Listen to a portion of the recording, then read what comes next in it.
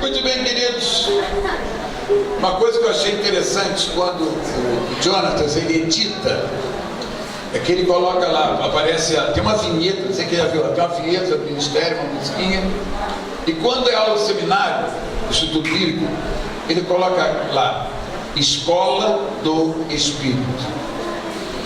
E realmente, irmãos, nós cremos que a nossa escola aqui, né, às terças-feiras, é uma escola do Espírito, ela é conduzida pelo Espírito. E eu ia continuar numa direção, mas eu vou continuar na direção da escatologia, mas vem um texto novo que eu vou abordar, depois vou continuar o resto. Mas há um texto muito importante, Apocalipse 4, e eu quero que você abra a sua Bíblia em Apocalipse 4.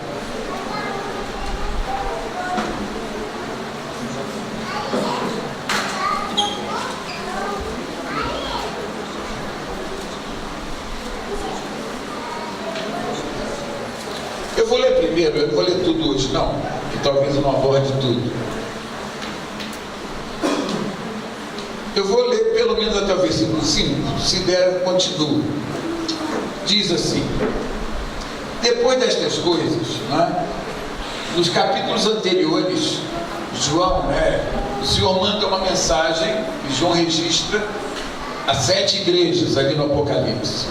Então depois vem essa passagem, diz assim: depois destas coisas olhei, e eis não somente uma porta aberta no céu, como também a primeira voz que ouvi, como de trombeta ao falar comigo, dizendo: sobe para aqui, e te mostrarei o que deve acontecer depois destas coisas. Imediatamente eu me achei em espírito, e eis armado no céu um trono, e no trono alguém sentado. E esse que se acha assentado é semelhante no aspecto à pedra de jaspe e de sardônio, e ao redor do trono há um arco-íris semelhante no aspecto à esmeralda. Ao redor do trono há também 24 tronos, e assentado neles 24 anciãos vestidos de branco, em cujas cabeças estão coroas de ouro. E do trono saem relâmpagos, vozes e trovões. E diante do trono ardem 7 tochas de fogo, que são os 7 Espíritos de Deus. Pai,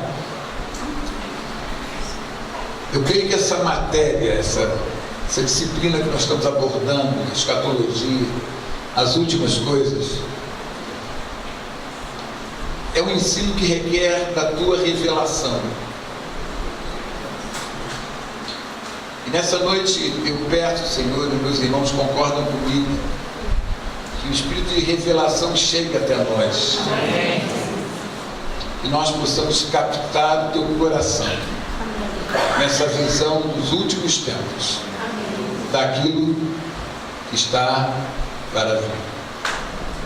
Em nome de Jesus. Hoje também eu fiquei até espantado, agora até foram embora, mas estava tão cheio, contei mais de 90 pessoas na primeira aula. Eu pensei até que tinha algum aniversário hoje, o povo só vem quando tem festa assim, né? Eu pensei que tinha algum aniversário, algum bolo, mas não tem não, não tem não. Muito bem, queridos.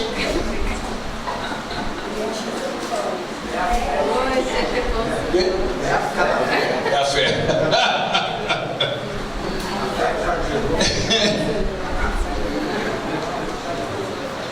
Irmãos, o futuro da história, o final dos tempos,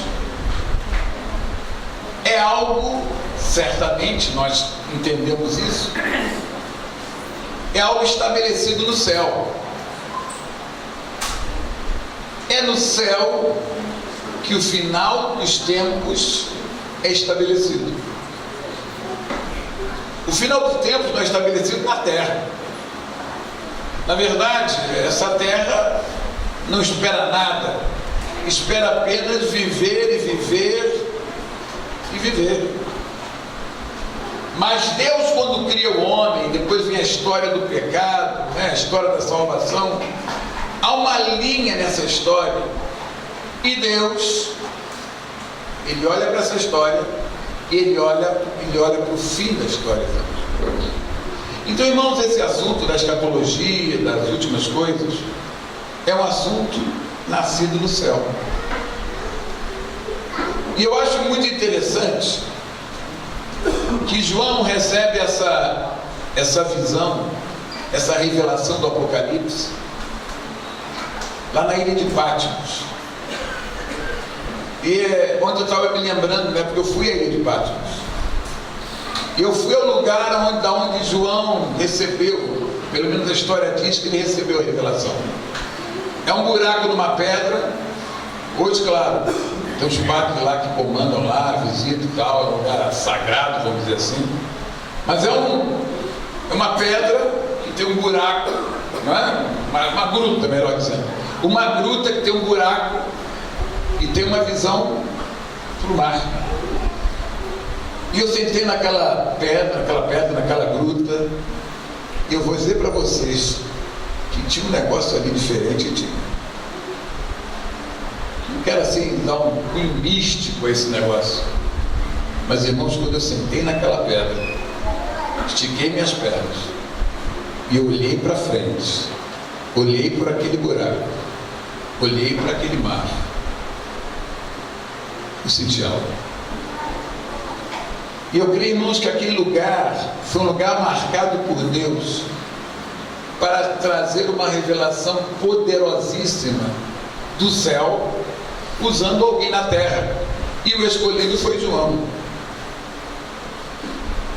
E a gente precisa entender, irmãos, que Deus escolhe aquilo que Ele quer para aquilo que Ele quer fazer na terra. Por quê? Não entendo por quê, nem estou preocupado em entender.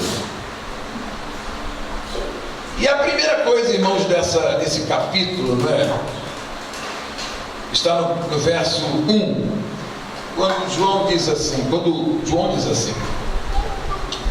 depois destas coisas, olhei, e eis não somente uma porta aberta no céu. Irmãos, ele tem uma visão de uma porta no céu. Por quê? Essa revelação foi no lugar na terra, foi na ilha de Patmos, mas aquela revelação não foi na terra, aquela revelação aconteceu no céu. Ela aconteceu no céu, amigos. Segunda coisa, ele diz: também eu ouvi primeiro uma voz como de trombeta ao falar comigo. E essa voz disse: sobe para aqui e te mostrarei o que deve acontecer depois destas coisas. Então, João, ele foi chamado por alguém lá do céu, não é? E esse alguém lá do céu chamou João e disse: sobe para cá, vem para cá, porque essa revelação não é da terra, essa revelação é do céu. Eu creio, irmãos, que isso aqui também traz, de certa forma, um princípio. Paulo disse: já ressuscitastes com Cristo, pensai nas coisas do alto. Na verdade, irmãos, se você é um cristão de verdade, se você é nascido de novo de verdade, você é para andar na terra, mas o teu espírito necessita estar conectado com o céu. Amados, o céu é a capital do reino de Deus, podemos dizer assim hoje. E nós temos que estar conectados com o céu. É de lá que vem os comandos. É de lá que Deus fala. É de lá que se manifesta a vontade de Deus. E João é levado para aquele lugar, irmãos. Sobe para aqui. E o verso 2 diz algo muito sério. E eu me achei em espírito. Foi uma experiência, o que, irmãos? Espiritual. Não foi na alma, não foi nos sentimentos, não foi na mente. João é transportado em espírito. Ele está em espírito no céu. É claro, irmãos, que o corpo de João estava onde? Na terra. Mas o espírito dele estava onde? No céu. Ele foi levado ao céu. Ele foi arrebatado ao céu. E o que eu acho interessante, que agora nessa definição do Apocalipse, é que primeiramente o Senhor dá a João uma visão do céu. Uma visão do céu. Ele não apenas ouve uma voz falando coisas do futuro. A primeira coisa que João experimenta quando é transportado em espírito para o céu, ele tem uma visão do céu. Ele vê coisas do céu. Ele vê realidades do céu. Amém? Amém. Isso aqui é muito poderoso, irmãos. Antes de qualquer comunicação, assim, de uma revelação, vai acontecer isso, não sei o que, os 7 selos, e não sei o que, e tal, não. Primeira coisa, João vê o ambiente do céu. Por que, irmãos? Porque se ele foi chamado para ter uma visão escatológica de coisas que aconteceriam, ele primeiro tinha que entender na visão do céu alguns princípios que vão dominar os tempos que virão, ou vão dominar aquilo que ele veria mais tarde melhor, entenderia melhor. A visão do céu traz parâmetros, traz revelações quando ele observa algumas coisas que existem no céu. E essas coisas que existem no céu vão influenciar o fim dos tempos. Influenciam qualquer tempo, e também o fim dos tempos. A primeira coisa, irmãos, que João fala que ele vê, está no verso 2. Imediatamente eu me achei em espírito. Ele diz: e eis armado no céu um trono. A primeira coisa que João fala sobre o céu é o ponto essencial do céu. O céu é o lugar do trono de Deus. Ele primeiro não vai ressaltar os anjos, os anciãos. Não, irmãos. A primeira coisa que João vai ressaltar, eu diria, é o que é mais importante na visão do céu, que no céu existe um trono. Porque, irmãos, do céu e do trono emana todo governo, emana toda vontade de Deus. Irmãos, o céu sem o trono seria um lugar sem perspectiva para mim e para você. É do trono que vem tudo que tem a ver com a minha vida, que vem os comandos, que vem as direções, que vem as respostas e que vem até o juízo. É do trono. O trono é um lugar fundamental, é um lugar de governo. O trono é o centro do comando da história. a história sai do trono. A história sai do trono. É interessante, irmãos, que o trono de Deus, é citado 38 vezes no livro do Apocalipse. Se no livro da Bíblia uma coisa é citada 38 vezes, é porque esta coisa tem importância. Esta coisa, eu diria que é muito importante. E João vê o trono. Irmãos, o futuro, o final das coisas e dos tempos, está conectado com o trono de Deus. Está conectado com o trono de Deus.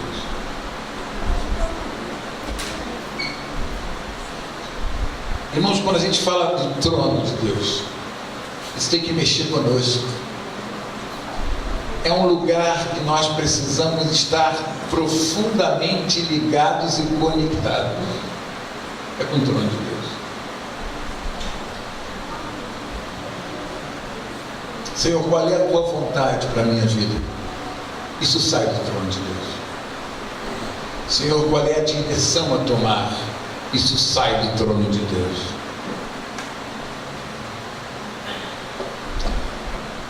Agora, a segunda coisa muito importante na questão do trono, aqui no verso 2, é que no trono tem alguém sentado. Amados, o trono com o qual nós temos que nos relacionar tem sentado o nosso Senhor. O trono não está vazio, irmãos. O trono não está perdido, o trono não está ao léu. No trono está o mais importante de todos. O nosso Deus está no trono. Amém. Glória a Deus. Amados, isso é muito tremendo. O meu Deus está no trono. No lugar de governo está quem tem que estar: o Senhor. Amados,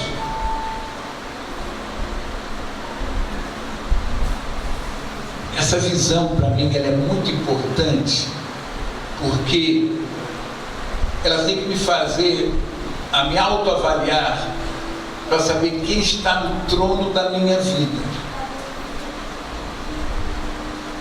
No centro do universo, no comando do universo, há um trono com alguém. Agora, irmãos, eu é que decido na minha vida quem vai estar entronizado na minha vida, sentado no trono do meu coração, da minha existência. Eu preciso saber, ter a convicção de que aquele que está sentado no trono, aqui no trono do céu, é o mesmo que está assentado no trono do meu coração. Porque, irmãos, na igreja do Senhor há muitas pessoas, várias pessoas, que aquele que está sentado nesse trono aqui de Apocalipse 4 não é o que está assentado no trono da vida dessa pessoa. Trono é lugar de governo, é lugar de reinado, é lugar de vontade absoluta. E, queridos, será que isso existe no meu coração? Uma decisão, uma rendição, para que esteja assentado no meu coração, no trono do meu coração, aquele que está assentado no trono referido em Apocalipse 4? Há vários cristãos, ou que se dizem cristãos, cujo coração não é o lugar em que esse que está assentado neste trono que nós temos falado nesta noite, não é o mesmo daquele que assenta no coração dessa pessoa. E isso é muito sério. Irmãos, o nosso Deus é Senhor, Senhor da história, Senhor das pessoas, Senhor das criaturas. Ele é o Senhor de todas as coisas. Ele é o Senhor, amados. Ele é o Senhor. Agora, existe uma coisa que eu nem daria ao homem se fosse Deus, mas Deus deu, que é o livre-arbítrio. Eu não daria ao homem esse livre-arbítrio, mas Deus deu, problema dele. Existe uma coisa chamada livre-arbítrio, livre decisão, livre escolha, no qual o homem vai decidir quem vai ter o governo da sua vida. A impressão primeira é que governa no coração, o homem governa o seu coração. Mas, amados, este não é o propósito de Deus. Deus me atingiu, Deus se revelou a mim para Ele ser o Senhor, o Rei, o dono, aquele que governa na prática e de verdade a minha vida.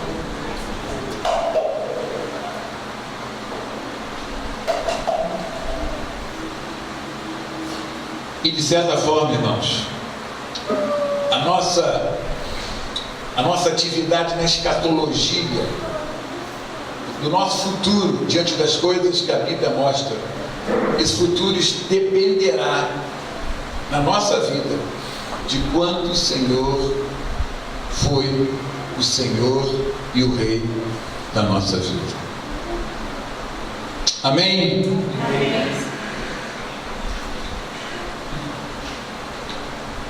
Aí o verso 3 diz: e esse que se acha sentado é semelhante ao aspecto a pedra de jaspe e sardônio, não é?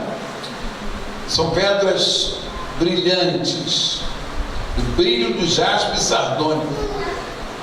Falam aqui de que da glória desse que está sentado no trono, da glória, da santidade, da grandeza, do brilho desse que está sentado no trono. Irmãos, o nosso Deus é glorioso. Amém. O nosso Deus é cheio de glória. Amém. O nosso Deus é cheio de glória e majestade. É uma figura tremenda, é uma figura, eu diria até inimaginável. Nenhum de nós pode imaginar como é o trono de Deus. Nenhum de nós pode imaginar como é que esse brilho do trono de Deus, ele reflete, irmãos, a grandeza, a glória, a realidade desse Deus que é maior.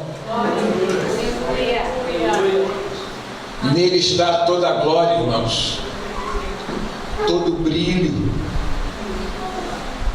E por isso, irmãos, quem está nele de verdade tem um futuro de glória. Irmãos, desde domingo, né, na palavra de domingo que eu preguei aqui, eu creio que Deus quer mostrar para a gente que o nosso futuro é um futuro tremendo, irmãos. O nosso futuro é um futuro tremendo. O teu futuro é um futuro tremendo.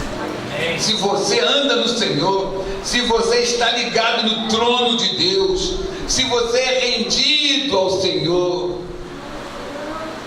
o teu futuro, nem olhos viram, nem ouvidos ouviram, nem jamais penetrou em coração humano o que Deus tem preparado para aqueles que o amam. Amém. Deus quer que a gente tenha essa visão, irmãos. A visão de glória.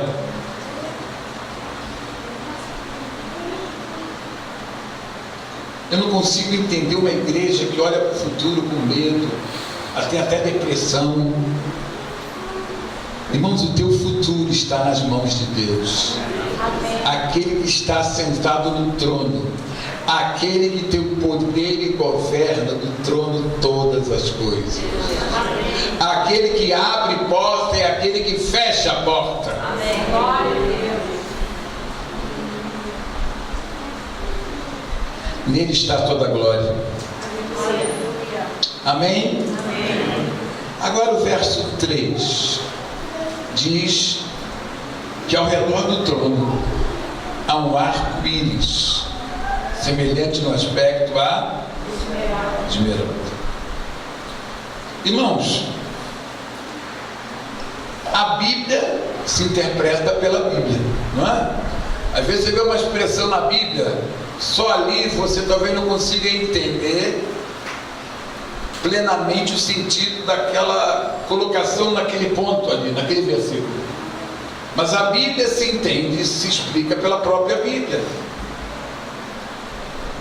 E existe em Gênesis 9:16, por exemplo, um texto que fala do arco-íris.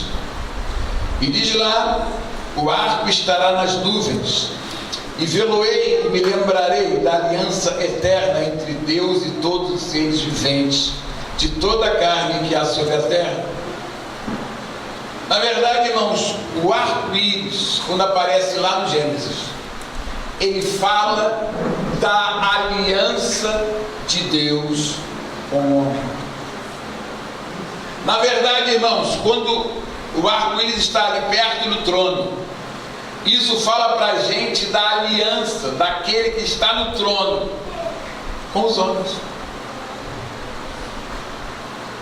Irmãos, em Cristo foi estabelecida uma aliança, um pacto definitivo, verdadeiro, poderoso. Não podemos falar muito tempo sobre a aliança, mas nós estamos apenas tocando nesse assunto. Mas a minha aliança com Deus é algo muito sério. A aliança fala de palavra, de dar a palavra, de dar a garantia. E em toda aliança existe privilégios e responsabilidades. Toda aliança engloba privilégios e responsabilidades. Amados, Deus tem responsabilidade conosco se nós andarmos em aliança com Ele. Não há como, irmãos, Deus falhar na aliança. Eu posso falhar na aliança, eu como homem, eu posso falhar na aliança, mas Deus não pode falhar na aliança em hipótese alguma.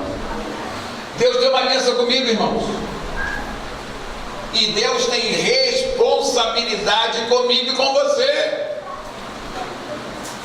Irmãos, eu não estou solto na terra, ao Deus dará. Eu estou na terra, mas eu tenho aliança com aquele que está no trono. E Ele que está no trono é o Todo-Poderoso, e Ele tem responsabilidades comigo. E qual é que é o tamanho, o âmbito dessa responsabilidade? É a palavra, é o que a palavra fala, são os princípios da palavra. Deus não pode mentir, irmãos.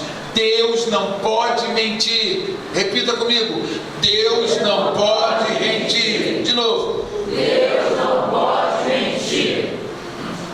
Então, irmãos, Deus tem responsabilidade comigo. Ele tem aliança comigo. Tem um versículo muito interessante que diz que ainda que meu pai e minha mãe me desamparem, o Senhor vai me acolher. Ainda que meu pai e minha mãe me desamparem, o Senhor vai me acolher. Isso é tremendo e poderoso e sobrenatural. Você crê nisso? Amém. Isso entrou no teu espírito de verdade? Você crê nisso de verdade? Amém. Não tem como Deus deixar você.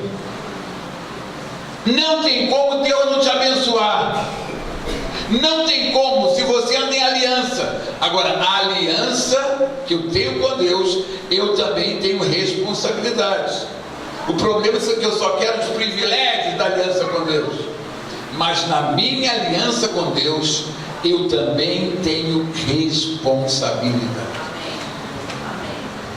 É uma troca. Deus é um Deus de aliança.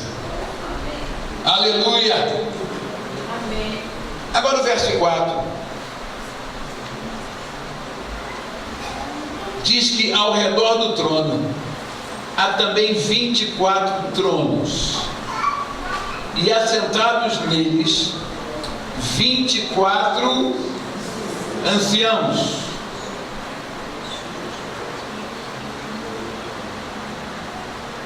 vestidos de branco, em cujas cabeças estão coroas de ouro. Existem algumas teorias sobre quem seriam esses 24 anciãos. Mas o que parece? Primeiro, que são homens, anciãos. Segundo, o número 24 é um número muito sugestivo. Por quê? 24 é o dobro de 12, é 12 mais 12. E se você olhar a história, nós vamos ver que em Israel haviam quantas tribos? 12. E quantos foram os apóstolos de Jesus? 12. O que dá a entender, o que eu entendo, é que os anciãos englobam ou representam todos que se encontraram com Deus na história, desde o Velho Testamento até o Novo Testamento. Para mim, os 24 anciãos falam de quê? De que, na verdade, do lado do trono existem aqueles a quem Deus dá grande importância, ao homem, a coroa da sua criação. E dentro dessa coroa, aqueles que verdadeiramente se voltaram para Deus, se relacionaram com Deus. Na Velha Aliança, no Velho Testamento e na Nova Aliança, no Novo Testamento. Amém, irmãos? E esses homens, esses anciãos tinham vestes de branco. Isso fala de purificação, de santidade, de vida limpa, de vida santa. Amados, uma coisa importante no que tange a história e a eternidade e a escatologia é a importância da santidade. Amados, não é suficiente ser apenas de uma igreja, professar com a boca uma fé. Não é suficiente apenas ser batizado nas águas. Amados, Deus tem o seu povo, o lugar da santidade. Deus não colocou o Espírito Santo em mim para que eu viva de qualquer maneira. Irmão, o Espírito Santo é algo muito caro, muito maravilhoso, muito santo. E Deus não colocaria esse Espírito em mim, que me selou, que é a garantia que eu sou de Jesus. O Senhor Jesus não me batizaria com o seu Espírito, me enchendo desse Espírito, para que eu vivesse uma vida segundo a minha cabeça e fazendo aquilo que eu acho certo e não me submetendo aos princípios santos da vontade do Senhor.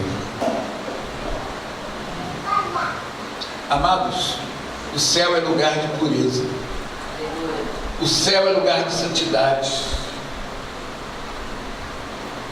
e nós somos embaixadores do céu. Nós somos cidadãos do céu. A nossa pátria, irmãos, é no céu. O nosso governo, primeiro, é do céu. E o céu é um lugar de santidade, é um lugar de pureza, é um lugar de limpeza. Amém. Irmãos, olhar para a escatologia é pensar num povo que quer andar de verdade na vontade de Deus. Estão entendendo, irmãos? E esses, além das vestes brancas, não é? Diz aqui, em cujas cabeças estão o quê? Coroas de ouro. Coroas de ouro. Apocalipse 6:2 diz o seguinte. Apocalipse 6:2 diz assim: vi então, e eis um cavalo branco e seu cavaleiro com um arco, e foi-lhe dado uma coroa, e ele saiu vencendo para vencer. A coroa dos vencedores. Os 24 anciãos significam os vencedores. Os vencedores. Aqueles que pagaram preço, aqueles que andaram em santidade e são mais do que vencedores em Cristo Jesus. Amém. Aleluia! Amém. Amém, irmãos? Amém. E o verso 5, irmãos? O verso 5 diz que sai do trono relâmpagos, vozes e trovões.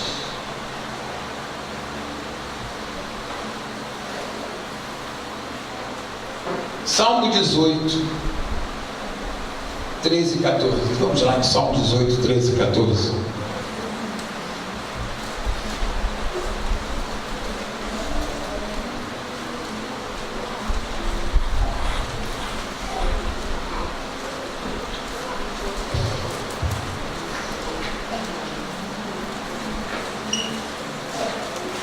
Salmo 18, 13 e 14. Trovejou então o Senhor dos céus, o Altíssimo levantou a voz, e houve granizo e brasas de fogo, despediu as suas setas e espalhou os meus inimigos, multiplicou os seus raios e os desbaratou. Na verdade, irmãos, do céu saem saem relâmpagos, vozes e trovões. Isso fala de juízo. Isso fala de juízo, irmãos. Isso fala da vitória sobre os inimigos. As vozes aqui, irmãos, são sentenças de julgamento. O céu é lugar de julgamento, é lugar de juízo. Irmão, do céu é lugar de graça. Do céu sai misericórdia. Do céu sai bondade. Mas do céu sai também juízo. E querer falar de escatologia, do trono de Deus, sem falar de juízo, é querer ser capenga no entendimento do que há de vir. O que há de vir será um tempo tremendo para aqueles que estão assentados no trono junto ao Senhor.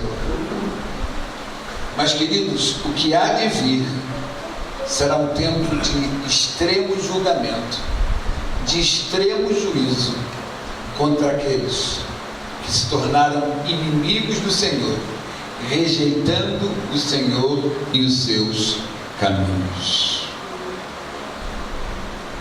Nós precisamos entender isso com muita clareza. Porque quando nós falamos de Deus, a gente fala da sua misericórdia, da sua graça, do seu amor, da sua bondade, do seu perdão, da sua paciência. É verdade tudo isso. Nós falamos disso, isso é verdade. Isso é um gomo, é uma parte da verdade. Mas não é toda a verdade. E nós precisamos ter isso muito claro na nossa vida. Na verdade total do Senhor, existe uma parte importante que é o juízo de Deus. Estudar a escatologia não é só estudar as bem-aventuranças dos cristãos, daqueles que estão no Senhor. Porque Deus amou o mundo de tal maneira que deu o seu Filho unigênito para que todo aquele que nele crê não pereça, não morra, mas tenha a vida eterna. É verdade, isso é verdade. Eu estou incluído nessa verdade. E eu creio que você também, em nome de Jesus. Amém. Meus queridos, a verdade total passa por um Deus de juízo. Pensar no fim dos tempos só como uma coisa boa, no sentido, ser agradável às pessoas, é uma parte. O mundo aí que fala de um Deus que salva todo mundo, aí morre alguém, não, ele agora está lá com Deus, conversando com fulano. Morreu agora no final de semana um ator, um judeu, Elias Glazer, se não me engano o nome dele assim, Glazer, Aí alguém escreveu lá, um artista desse, eu me lembro, ele está agora conversando com fulano, falou o nome dos artistas que morreram, com fulano, com Beltrano. Pode até estar no inferno, é verdade, Cláudio? É verdade. Porque, irmão, no final da história, eu não posso esconder para você, o final da história será de bem-aventuranças, de felicidade para muitos, mas será de juízo para outros muitos.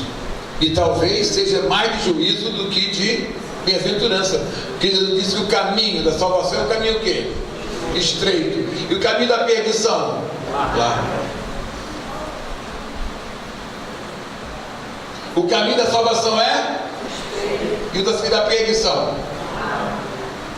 E o Senhor disse que no caminho estreito, quantos que entrariam por ele? Poucos. Então, teoricamente, o caminho da salvação, o caminho escatológico da bem-aventurança, vai ser um caminho menor do que o caminho escatológico do juízo. E nós precisamos entender isso com clareza. E nós, enquanto estamos na terra, o nosso trabalho é povoar o céu e esvaziar o inferno.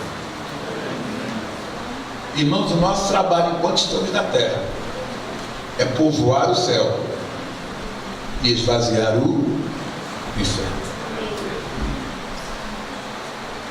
É aumentar o grupo daqueles que vão ter no final da novela da história do lado do Senhor e um lado bem-aventurado. Por isso, irmãos, que nós temos que orar pelas pessoas, orar pela salvação daqueles que não têm Jesus, orar pelos nossos parentes que não têm Jesus, orar pelos povos que andam longe de Jesus, que andam longe de Deus. Nós precisamos orar por essas pessoas. Amém, irmãos? Glória a Jesus. Eu creio que hoje nós vamos continuar nesse capítulo 4, depois de entrarmos falando sobre a volta de Jesus, sobre a ressurreição dos mortos e outras coisas mais. Mas o Espírito Santo me levou esse texto ontem. E me levou, eu entendi, porque na verdade essa visão do céu é algo muito importante para nós olharmos e entendermos os futuros tempos, os últimos tempos. Amém? E você que está nos assistindo aí, pelo canal do YouTube, receba essa palavra. Receba essa palavra. Se você ainda não teve um encontro com Cristo Jesus, que você abra o teu coração, que você reconheça que Cristo morreu a tua morte no teu lugar, para que você verdadeiramente ganhe a vida e a vida eterna em Cristo Jesus. Amém. Vamos ficar de pé, irmãos, vamos orar.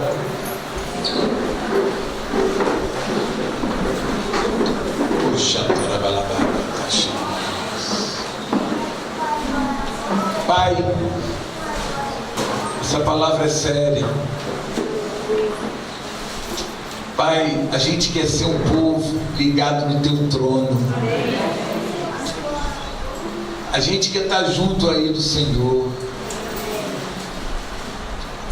E a gente quer estar, Pai, de vestidura branca, de roupa branca, que simboliza santidade, pureza.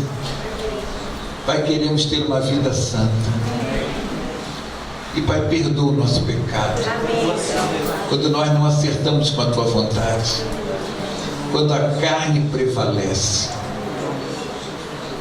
limpa o nosso coração. Amém. Nós louvamos, te agradecemos por essa noite, pelas aulas, e leva o teu povo em segurança. Amém. Em segurança. Amém.